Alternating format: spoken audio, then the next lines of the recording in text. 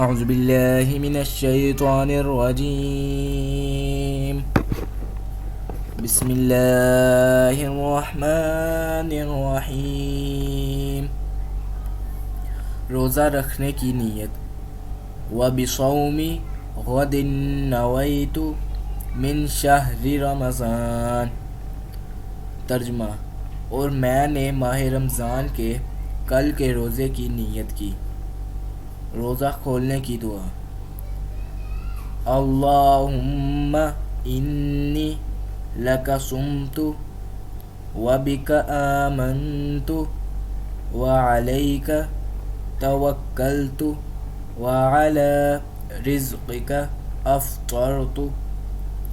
اے اللہ، میں نے تیری خاطر روزہ رکھا اور تیرے اوپر ایمان لایا اور تجھ پر بھروسہ کیا اور تیرے رزق سے ہی کھول رہا ہوں۔